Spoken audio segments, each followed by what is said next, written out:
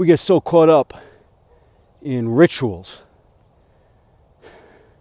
in ceremonies, in processes, in systems. Humans love systems. Systems of systems. And we get neurotic about it.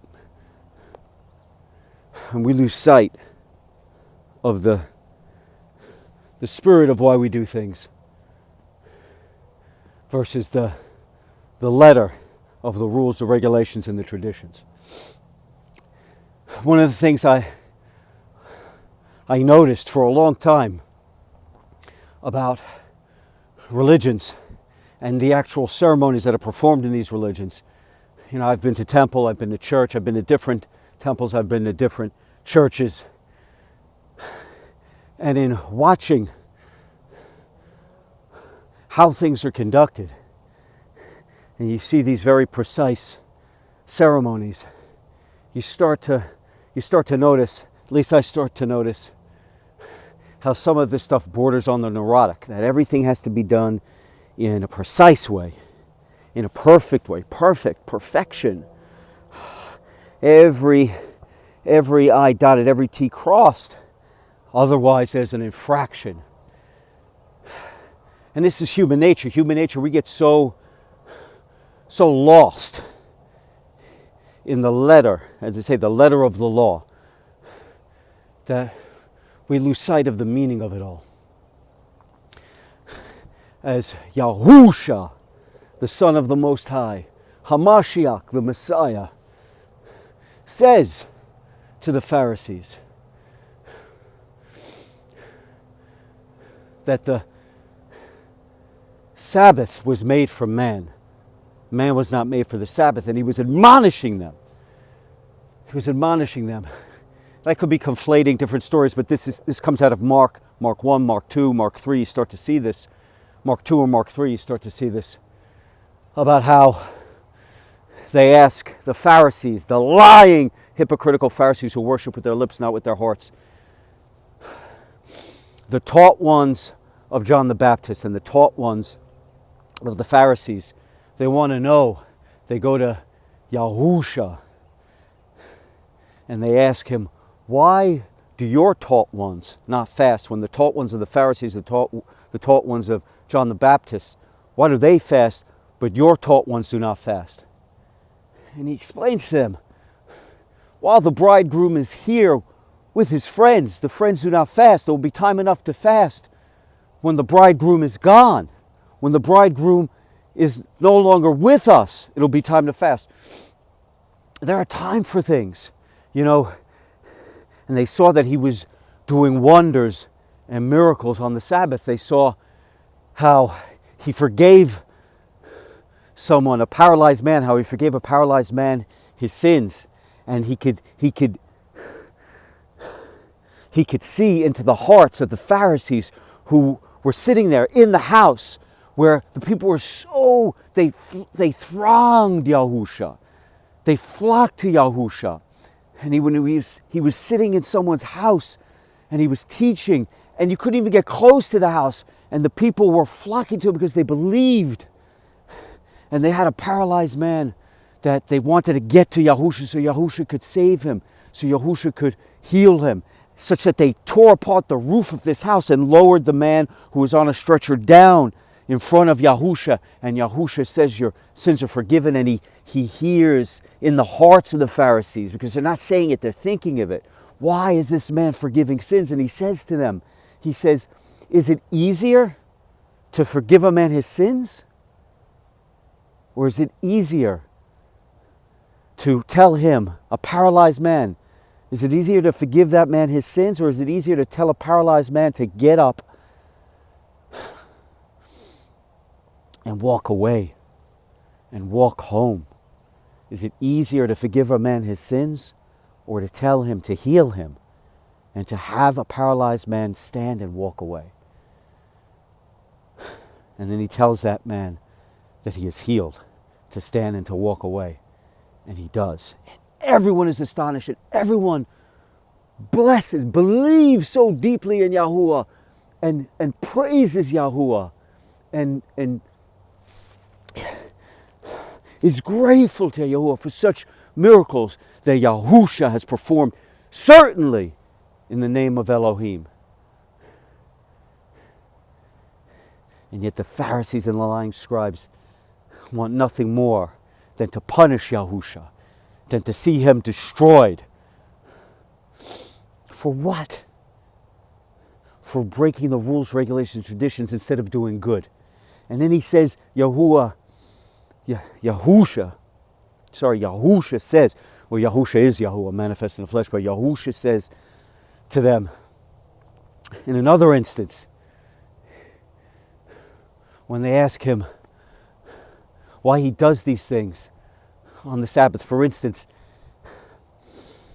they know, the Pharisees and the lying scribes, these hypocrites, know that there's a man with a deformed hand who cannot straighten his hand, who cannot use his hand in the crowd, and they're waiting for Yahusha to notice this man on the Sabbath and to heal this man, to see if he will do it, to see if he will break the rules of the Sabbath, such that they can condemn him, and such that they hope that the people will reject him.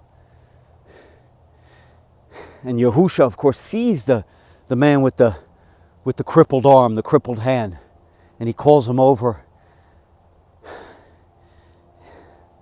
And he knows what these lying Pharisees and these hypocritical scribes, those that worship with their lips, not with their hearts. He sees them, he knows them, he sees right through them, he sees into their hearts.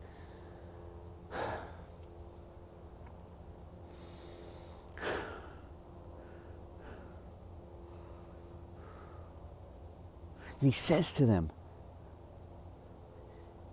is it better to do good on the Sabbath or to kill on the Sabbath? And so he heals. He does good. He heals the crippled man's hand. And he is saddened.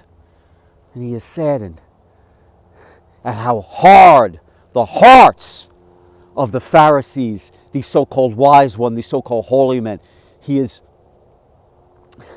saddened by how hardened their hearts have become because of tradition, because of their rules and regulations, such that they wouldn't do good on the Sabbath, such that they wouldn't save a man on the Sabbath, such that they wouldn't heal a man on the Sabbath. And that's when he says that, I believe this is when he says that, to these lying, hypocritical, two-faced Pharisees and scribes who are lost in the rules, regulations, traditions of man and not concerned with human flourishing in the eyes of Elohim, such that we love our fellow man as we love ourselves, as we love Elohim with all our hearts, souls, minds, and strength, such that we see to do good for our fellow man. And he says to them, the Sabbath was meant for man. Man was not made for the Sabbath. And he says, as the son of Adam, he is the master of the Sabbath. When he says, as the son of Adam, he means as the son of man. He is master of the Sabbath. And what does all this mean? It means that all of these rules, regulations, and traditions, the commandments, what were they meant for? The commandments were meant so that man could do good, so that man could flourish, so that man could blossom, so that man could live a righteous and true and honorable life, so that man could do what pleases Elohim. What pleases Elohim is that he made man in his image, in his creation, and such that we should live in harmony with him in all good things, such that we should live an honest life, a true life, a life where we don't harm our fellow man, a life where we don't harm ourselves, a life where we flourish. And when we flourish and when we prosper in a righteous and true and honorable way, we please Elohim.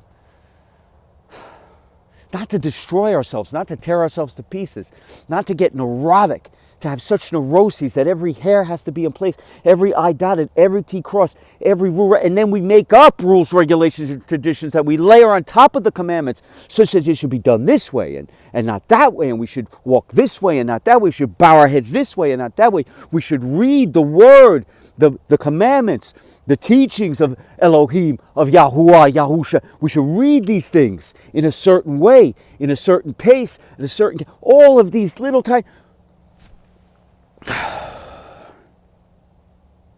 completely abandoning the spirit, the ruach, the breath of Yahuwah that fills us, abandoning it for man-made frameworks and processes and systems, because we can't help ourselves. Like everything else, we twist. We twist everything. We twist the meaning of everything. We can't help ourselves. Why? Because we're imperfect. And yet the imperfect being tries to create perfection, and madness ensues. Neuroses ensues. Evil and sin ensue. Because imperfection that create perfection. Man cannot save himself. It's why we need Yahuwah, Yahusha. Only through Yahusha, Yahuwah, the Most High, manifested in the flesh, can we be saved by receiving Him, by confessing that Yahusha, the Most High who saves, the Most High who redeems. That is what the name means. The Most High who delivers. Only in receiving Him and confessing, only in confessing that Yahusha HaMashiach came in the flesh, having faith in Him, asking for His salvation. The only way we can be saved, the only way we can understand Yahuwah and what He wants for us is to receive Yahusha and be saved, because we're lost, we're confused, we're chaotic, we're neurotic.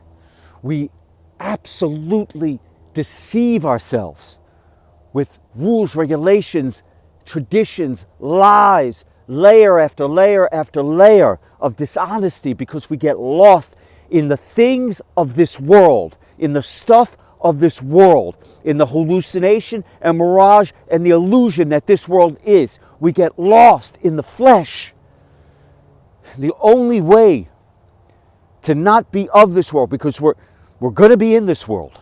We have to navigate this world. It's a test and a challenge to walk the narrow path that leads to the narrow gate to the kingdom to come. We only get there through the salvation of Yahuwah, Yahusha, Yahuwah, the Most High who breathes life, the Most High who brings into existence, the Most High. This is what the name means, Yahuwah,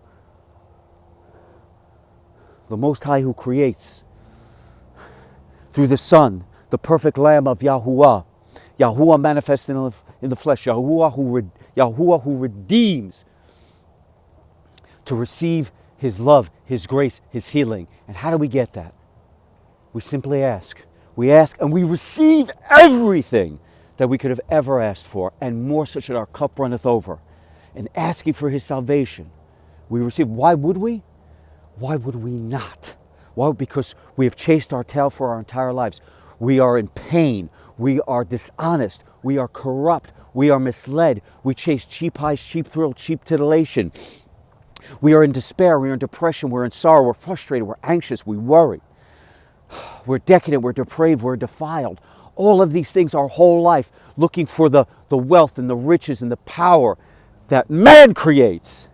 Never being satisfied, never being gratified, never being thankful, always hopeless, always wondering every time we get to the top of one mountain, should we ever ascend to any of the mountains we ever set out for ourselves to climb. Even when we do, when we reach that peak, we realize that we're not happy, and we realize that we're just at the bottom of another mountain. And for those of us who never get to the tops of any mountains, we're lost, we're bereft, because we don't think we're good enough. We don't think we're built for purpose. We don't think we have meaning. So we escape. We escape through the same things that we celebrate when we get to the top of the mountain. We celebrate and we escape. Whether we achieve something or we achieve nothing, we either celebrate or we escape. And what do we use to celebrate or escape? Because we never get the true answers. We never unlock the real doors. We never receive what we really want, which is love, which is healing, which is joy, because none of the things of this world get us the things we're truly looking for, although we think we'll find happiness and riches and wealth and cars and money and power, we find none of it, we're only further lost. What do we do to celebrate and to escape? We chase drugs, we chase alcohol, we chase partying, we chase pornography, we chase meaningless sex, meaningless relationships, meaningless entertainment. We defile ourselves, we debase ourselves either in escapism or in celebration. And we receive none of what we're looking for and what we truly want: love, healing, joy, peace, solace, and life. True life, to truly be alive. Not like the walking dead. Not soulless, not with hard hearts like the Pharisees, whose hearts are calloused over, who only follow rules, regulations, and tradition, worship with their lips, not with their hearts. As Yahusha said,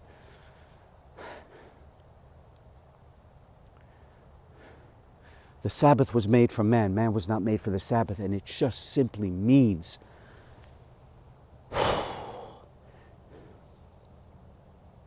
that we don't drive ourselves crazy. We don't make ourselves neurotic. We don't destroy ourselves and tear ourselves to pieces to find Elohim, to honor Elohim, to revere Elohim.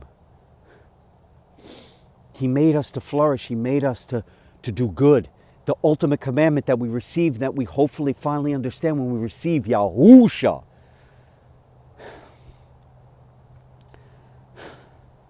is that we're meant to love Yahuwah with all our heart, soul, mind, and strength. So should we follow His commandments? And His commandments were made for what? His 10 commandments were made for what? So that we wouldn't destroy ourselves. So that we could nurture ourselves and nourish ourselves and our fellow man. And therein is what Yahusha teaches us. So that He can bring it back to baseline. Bring it back to the true meaning, because we got so lost. We were given the 10 commandments, and then we layered rules, regulations, traditions, and over and over and over we made religions, systems, processes out of it all. And Yahusha brings it back to base, brings it back to the foundation, the single commandment from which all good things spring, that if we simply follow that, we won't get lost, we won't get confused, we won't have to follow all of these rules, regulations, traditions, so that we could truly worship with our hearts and our souls, not with our lips. And that is the single commandment: to love Yahuwah with all of our heart, souls, mind, and strength, and love our fellow man as we love ourselves. To heal, to encourage, to inspire, to lift higher, to lend a helping hand.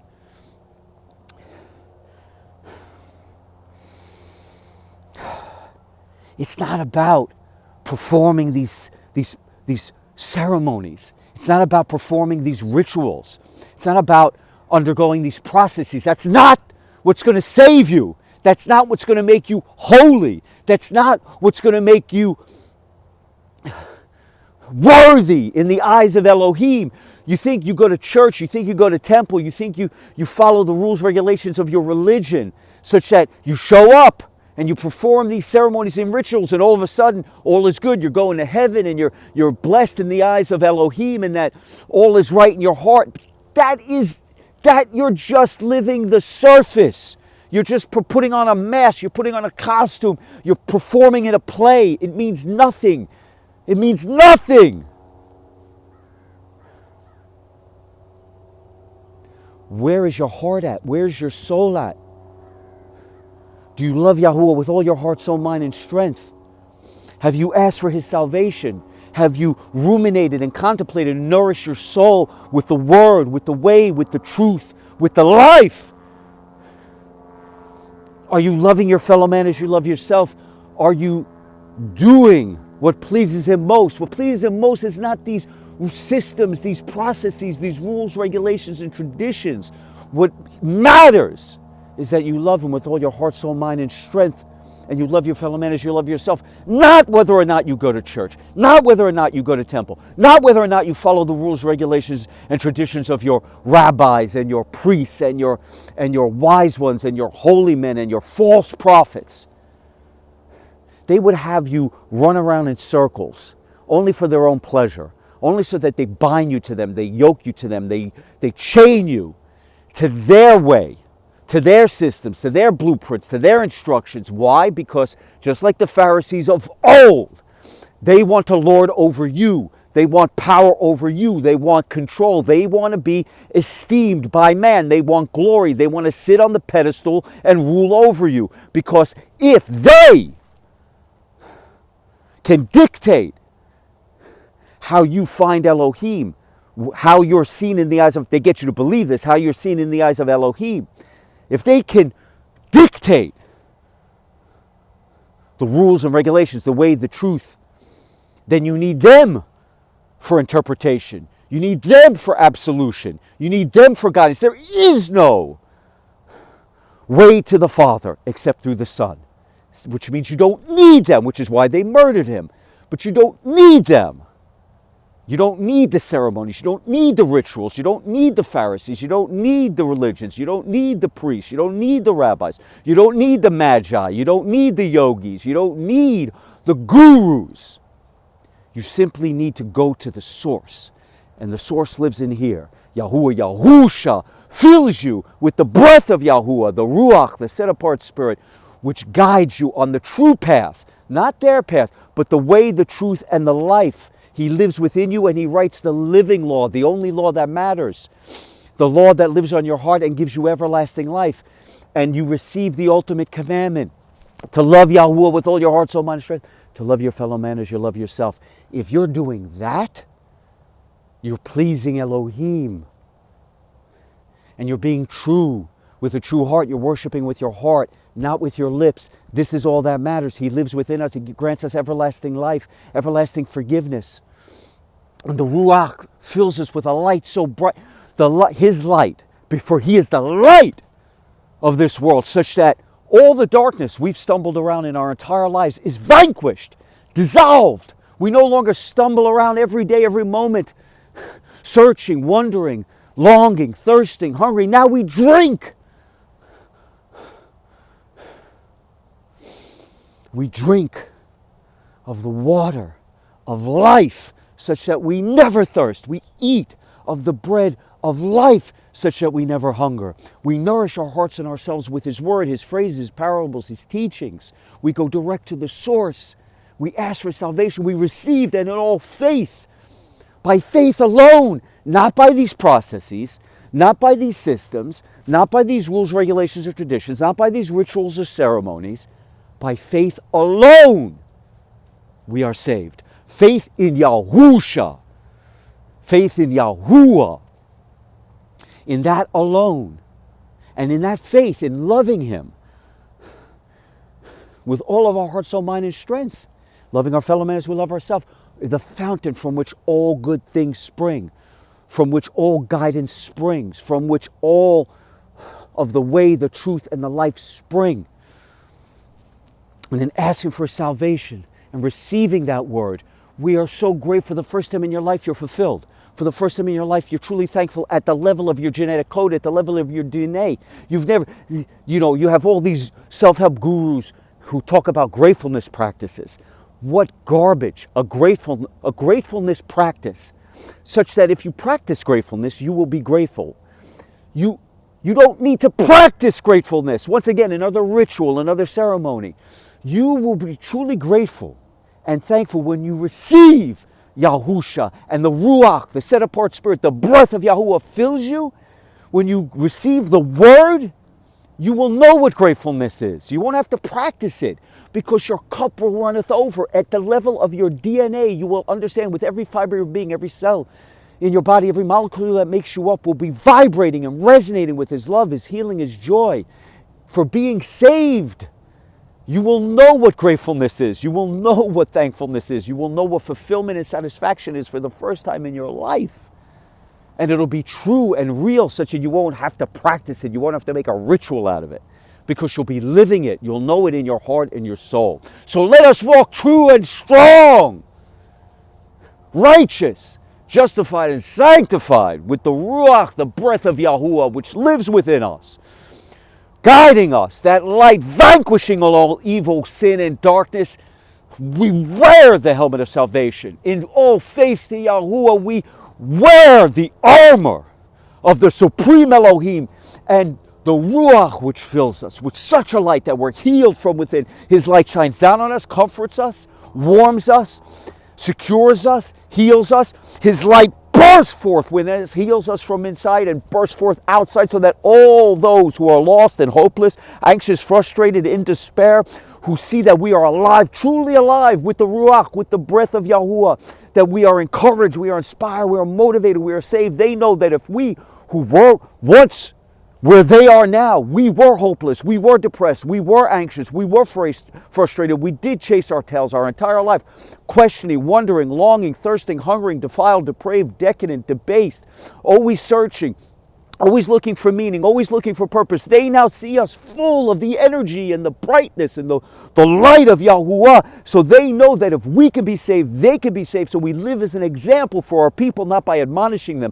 not by preaching down to them, not by putting ourselves on a pedestal over them, but by being humble and simply living the example, being the example, so they know we, with the Ruach within us, bursting forth out from us in an infinite number of rays, they can see that light like a lost ship out at sea. They know that if we can be saved, that they can find their way to shore. We're like a lighthouse, a beacon for them. They know that if we can be saved, they can be saved. And this light which bursts forth from us and shines out on us also illuminates, brightens, and emblazons that narrow path that leads to the narrow gates, to the kingdom to come, where Yahusha lives amongst us once again and crushes all evil, all sin, all sadness, all hatred, all war, all misery, all illness, all disease, all murder, or death. All of it crushed, all of the demons of this world, the haters, detractors, corruptors, misleaders, deceivers, evildoers, evil whisperers, Hashatan, Lucifer, Satan, all of them crushed beneath his feet.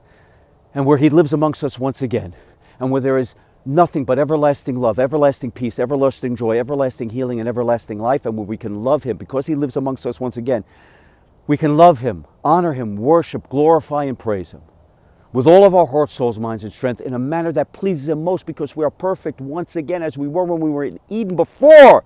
We were vulnerable and curious and filled with hubris and arrogance and conceit, such that we ate of the forbidden tree and were cast out onto this land, such that you have Cain, who crushes the skull of Abel in complete just rage, jealousy, envy, and anger, all of the worst of human emotions.